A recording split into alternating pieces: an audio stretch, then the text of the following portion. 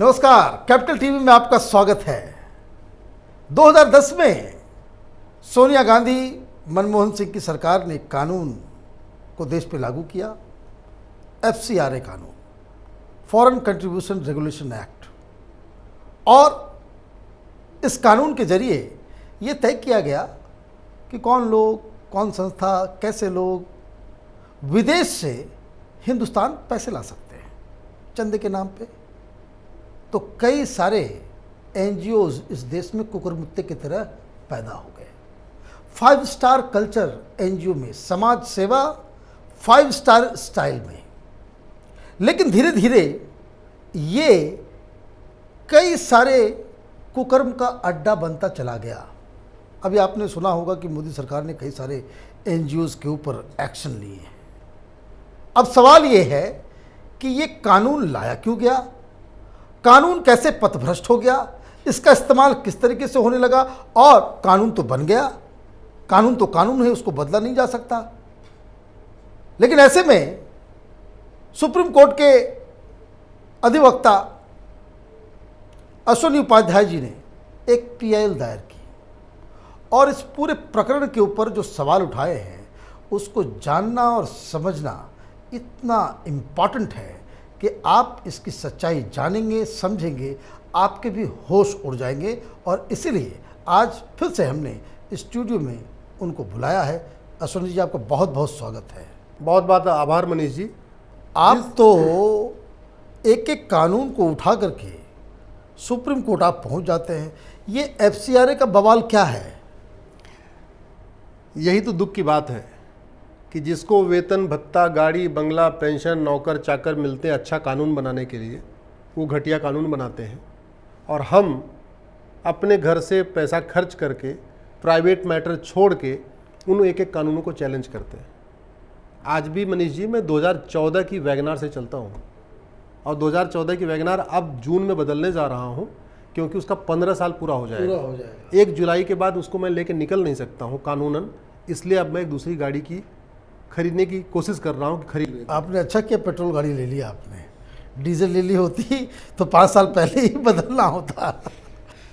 तो आप जरा देखिए, हम लोग अपने घर में बड़े क्लोज जो हों, भाई, सगे भाई को भी 1-2 लाख रुपए देने में सोचते हैं, 5 लाख देने में सोचते हैं। सही बात। अगर वो अपनी मतलब इंडिपेंडेंट हो गया तब तो पूछते हैं, भाई तुम्हें 5 लाख क्यों चाहिए, तुम्हें 2 लाख क्यों चाहिए? हाँ। नहीं देना पसंद करते। नहीं पसंद। सही बात। आप खुद बताइए कि विदेशों से हर साल 50,000 करोड़ आ रहा है। 50,000 करोड़। 50,000 करोड़। यस, 50,000 करोड़ कौन लोग लेकर के FCRA के जरिए आ रहा है। इसका नाम तो है FCRA यानी फॉरेन कंट्रीब्यूशन रेगुलेशन एक्ट, लेकिन एक्चुअल में ये रेगुलेट नहीं करता, कंट्रोल नहीं करता। ये केवल और केवल हवाला को लीगलाइज करने के लिए बनाया है।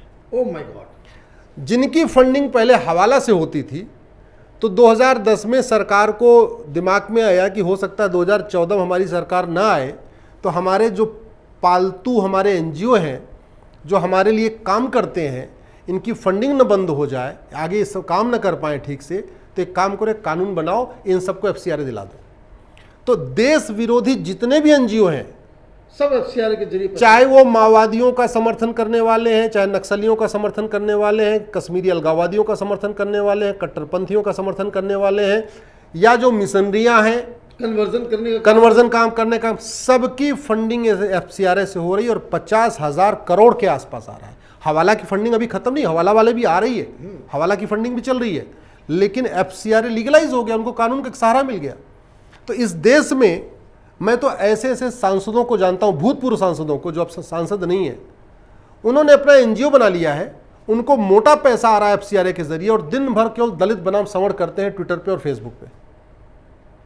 तो इस देश में जाति का जहर घोलने की फंडिंग FCRA से हो रही है, भाषा का जहर घोलने की फंडिंग FCRA हो रही है, जातिवाद फैलाने की फंडिंग, भाषावाद फैलाने की फंडिंग, क्षेत्रवाद फैलाने की फंडिंग, अलगाववाद फैलाने की फंडिंग, कट्टरवाद फैलाने की फंडिंग, मजहबी उन्माद फैलाने की फंडिंग, PFI की फंडिंग, SDPGI की फंडिंग, शाहीन बाग की फंडिंग, जितने भी आंदोलन होते हैं सबकी फंडिंग इसी FCRA से हो रही है, इसी कानून के जरिए हो रही है। और मोदी जी की सरकार ने 25,000 के आसपास NGO के लाइसेंस रद्द कर दिए अगर आप टोटल 2014 से अब तक। राइट।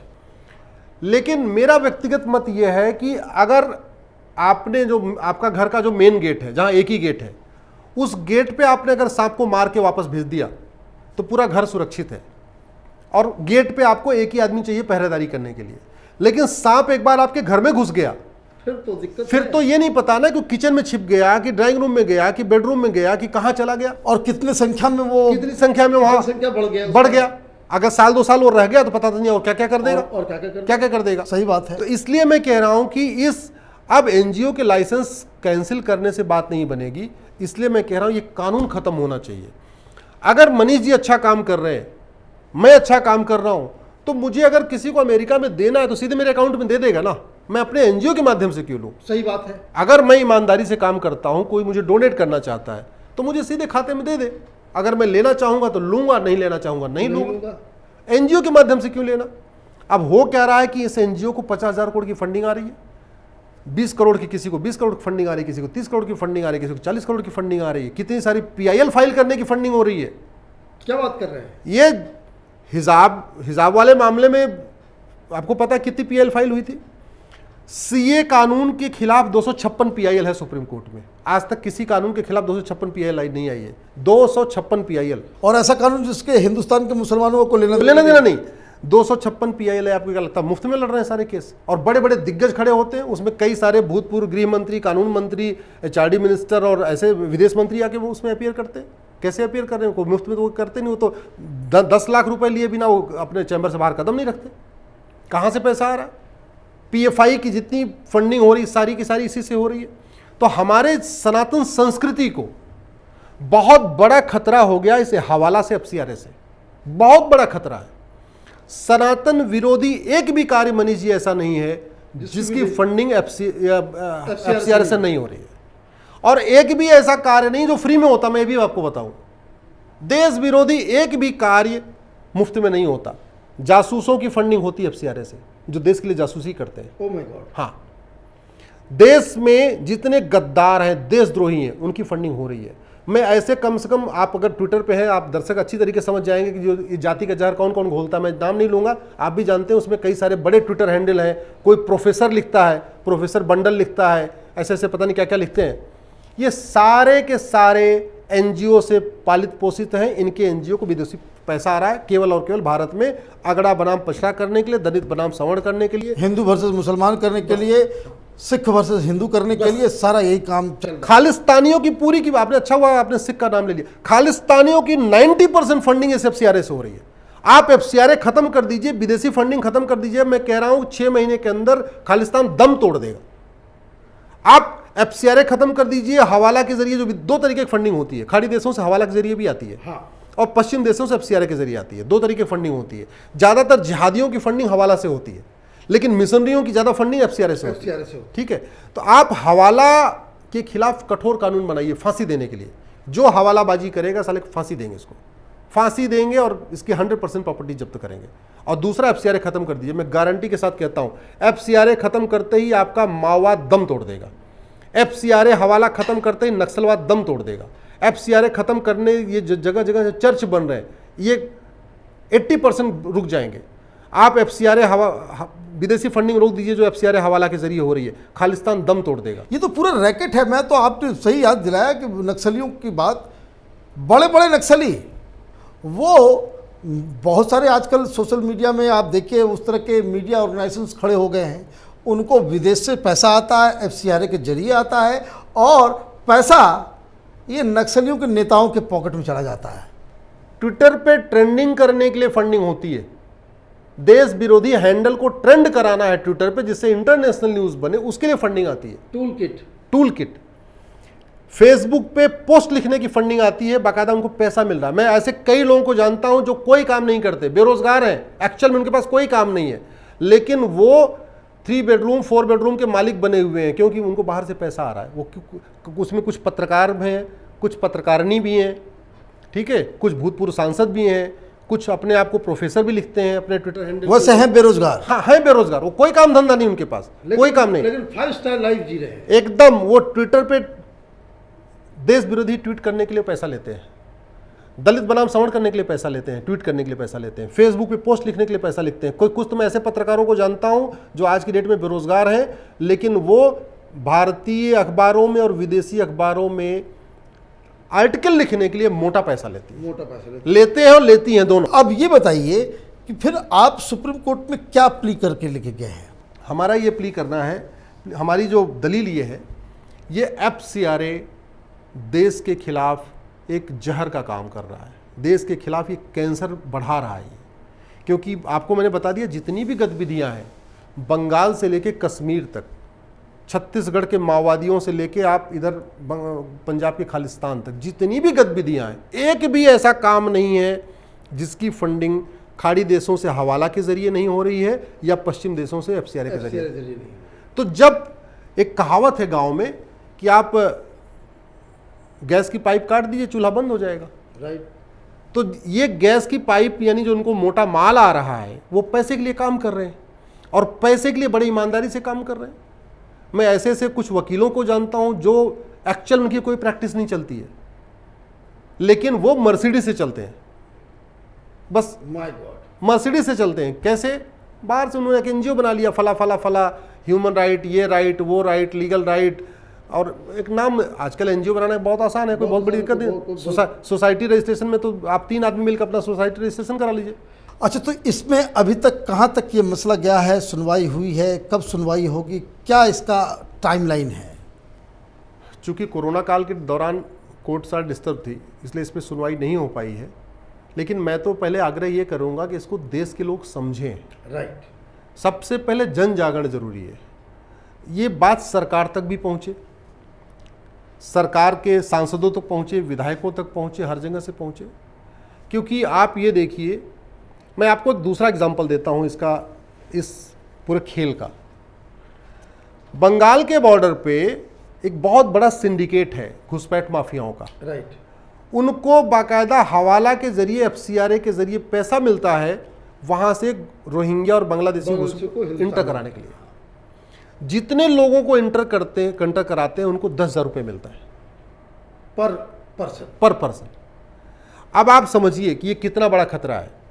घुसपैठिए घूस दे के आ रहे हैं, घूस दे के आधार बनवा रहे हैं, घूस दे के राशन कार्ड बनवा रहे हैं, घूस दे के वोटर ID बनवा रहे हैं, घूस दे के बर्थ सर्टिफिकेट बनवा रहे हैं, घूस दे के बैंक में खाता खुलवा रहे हैं और घूस दे के सरकारी योजनाओं का लाभ ले रहे हैं। बताइए। अभी गाजियाबाद का एक विधायक ने पब्लिकली बोला कि गाजियाबाद में 80% जो गरीबों वाला मकान था घुसपैठिए ले गए, बांग्लादेशी रोहिंग्या ले गए। तो वो अब घुसपैठिए जो आ रहे हैं उनके पास इतना पैसा थोड़ी है। ये जो सिंडिकेट है माफियाओं का, घुसपैठ माफियाओं का, ये उनको पैसा मिलता है वहां से कि आप घुसपैठियों को यहाँ अंदर कराओ, उनको बस में भरो, उनको ले जाओ। एक बस जम्मू जाएगी, एक बस दिल्ली जाएगी, एक बस। आप ये ध्यान रखिए, बंगाल साइड से जो बसें आती हैं ना, वो भर के आती हैं।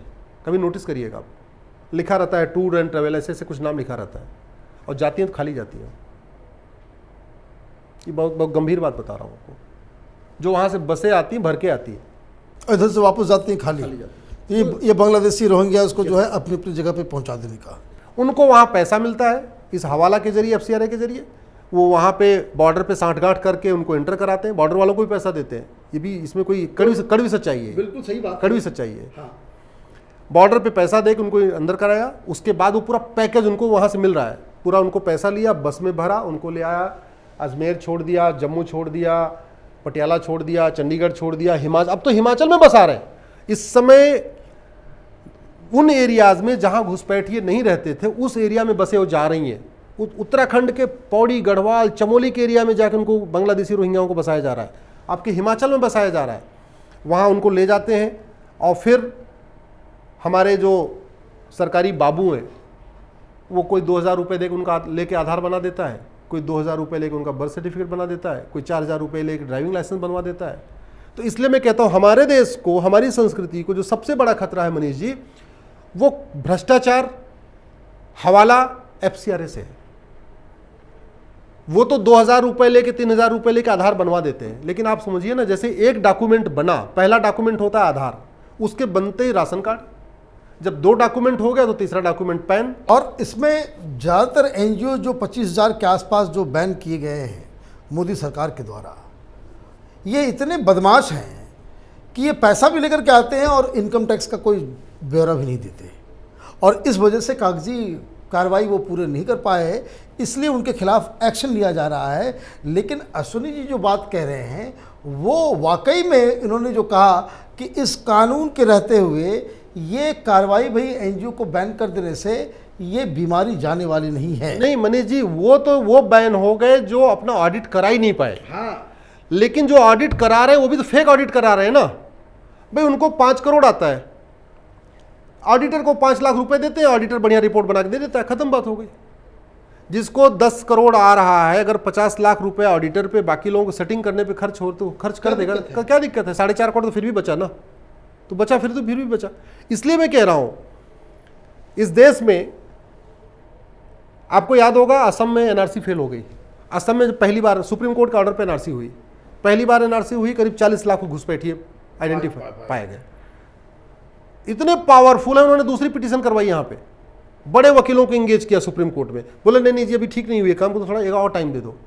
और वो हाँ, और सुनिए वो कितने टैक्टिकली उन्होंने काम किया। जब ये पूरा प्रोसेस होने में साल भर लग गया, सुप्रीम कोर्ट का ऑर्डर आने में, कंसीडर करने में साल भर लग गया। इस साल भर के अंदर उन्होंने सारा काम करवा लिया। 2-2 हज़ार दे के आधार बनवा लिया, 3-3 हज़ार दे के बर्थ सर्टिफिकेट बनवा लिया, 4-4 हज़ार दे के वोटर ड्राइविंग लाइसेंस बनवा लिया, वोटर आईडी बनवा लिया, बैंक में खाता खुलवा लिया, सारे काम कर लिए। और जब रजिस्टर बनाने वाले घर आए तो सबको दिखा दिया, तो दिखाया नहीं, उनको भी 2-2 हज़ार के नोट पकड़ा दिया। और वो हमारे बड़े कलाकार जो लेखपाल पटवारी बाबू आए थे करने के लिए, उन्होंने दिमाग क्या लगाया कि उनको लगा कि भाई अगर हम घुसपैठियों का नाम भी रजिस्टर में जोड़ेंगे और असम के लोगों का भी नाम जोड़ेंगे तो बाद में जब रजिस्टर बनेगा तो जनसंख्या तो बढ़ जाएगी। तो क्या करते थे, दिन भर में जितने घुसपैठियों का नाम रजिस्टर में लिखते थे उतने असम के लोगों का नाम रजिस्टर से बाहर निकाल देते थे। इसलिए जब कंप्लीट रजिस्टर बना तो पता चला घुसपैठिए तो भारतीय बन गए और जो भारतीय तो घुसपैठिए। ये दुष्परिणाम है भ्रष्टाचार का मनीष जी, इस पे कोई चर्चा नहीं करता। आप इस पे चर्चा कर रहे हैं, मैं तो आपको बहुत आभार व्यक्त करता हूं। कोई मेन स्ट्रीम मीडिया इस पे चर्चा नहीं करना चाहती कि भ्रष्टाचार, काला धन, हवाला और एफसीआरए कितना खतरनाक हमारे लिए। हम इस टॉपिक को पहली बार इस कैपिटल टीवी में उठा रहे हैं, लेकिन ये आखिरी बार नहीं है। जैसे जैसे इस अश्विनी जी के पीआईएल का उसको कह सकते हैं कि जैसे जैसे सफ़र आगे बढ़ेगा, हम लगातार इस टॉपिक पे मैं थोड़ी सी बात और कहना चाहूँगा। आप कश्मीरी अलगाववादियों को देख लीजिए, पूरी की पूरी उनकी फंडिंग या तो हवाला से या एफसीआरए से। आप पूर्वोत्तर के अलगाववादियों की फंडिंग देख लीजिए, सारे एफसीआरए हवाला से।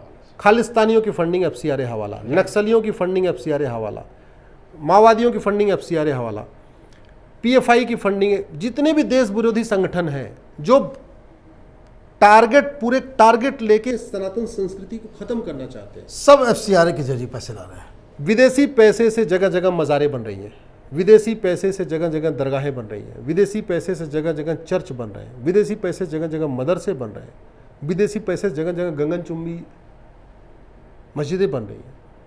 ये मतलब ये कड़वी सच्चाई है, लेकिन इस कड़वी सच्चाई को मेन स्ट्रीम मीडिया बात ही नहीं करना चाह रहा है।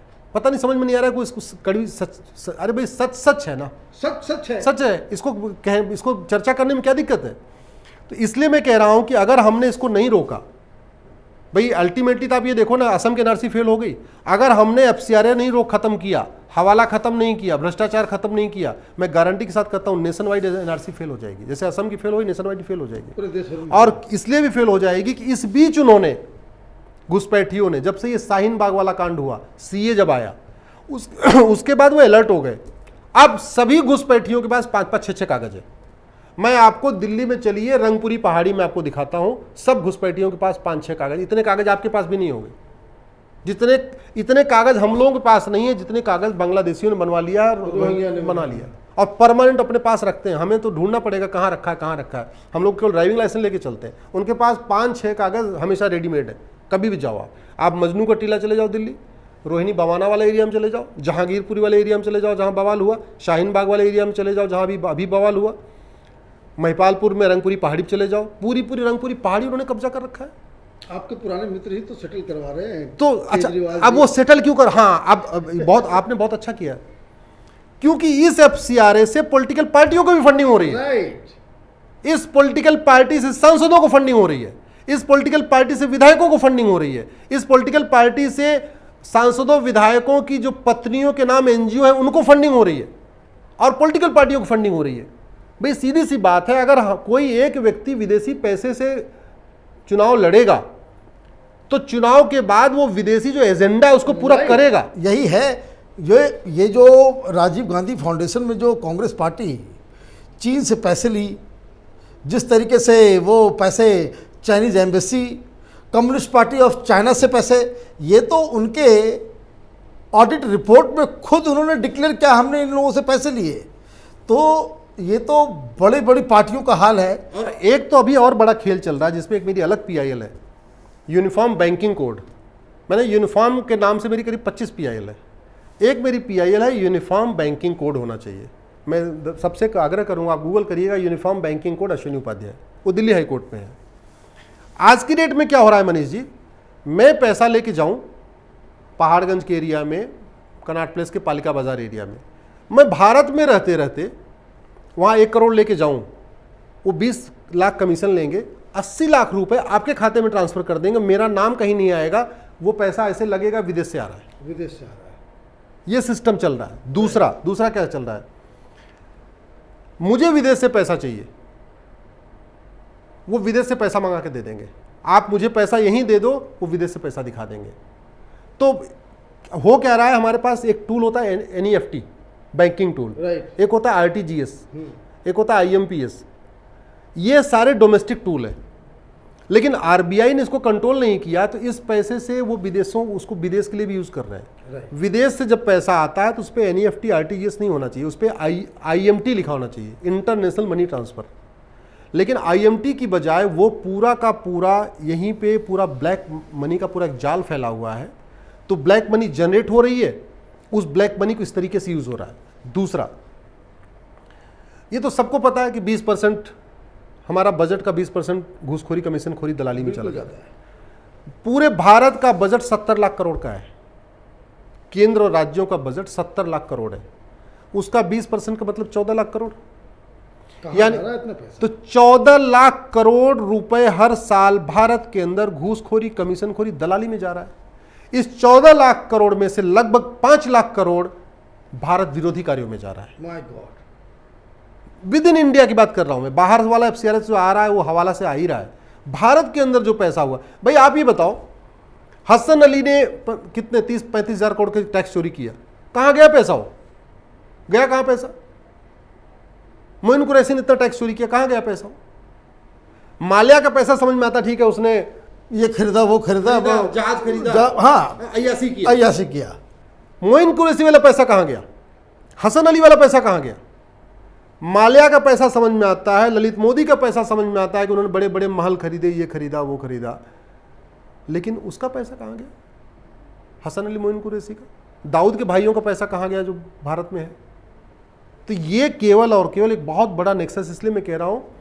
और एक बड़ा इसमें बड़ा इंपॉर्टेंट फैक्टर है, जितनी बड़ी करेंसी होती है ना, उतना ज़्यादा हवाला होता है। मैंने इसलिए 2000 के नोट भी चैलेंज किया हुआ है सुप्रीम कोर्ट में। ठीक किया है। जितनी बड़ी करेंसी होगा उतना ज़्यादा हवाला होगा। एक अटैची में आप 100 रुपए की नोट रखो, 1 करोड़ आएगा। उसी अटैची में आप 500 की नोट रखो, 500 करोड़ हो गए, वो 5 करोड़ हो गया। उसी में आप 2000 की नोट रखो, 20 करोड़ हो गया। 20 करोड़। तो जितना अब हवाला पूरा कैश में चलता है, तो जितनी बड़ी नोट होगी उतना ज़्यादा, ये मतलब ये वर्ल्ड वाइड फिनोमेना है, जितनी बड़ी नोट उतना ज़्यादा हवाला, जितनी बड़ी नोट उतना ज़्यादा काला धन, जितनी बड़ी नोट उतना ज़्यादा भ्रष्टाचार। और भ्रष्टाचार, काला धन, हवाला, ये हमारी सनातन संस्कृति के लिए बहुत खतरनाक है। सारे के सारे सनातन विरोधी कार्यों की फंडिंग इसी काला धन, हवाला, भ्रष्टाचार, एफसीआरएस से हो रही है, और इसलिए इस कानून को खत्म होना बहुत जरूरी। आपका बहुत बहुत धन्यवाद, आपने इस टॉपिक पे हम लोगों से बातचीत की। एक मैं जरूर आग्रह करूंगा, एफसीआरए पे चर्चा करने के लिए किसी electronic media, main stream media ने इस पर कभी चर्चा नहीं किया।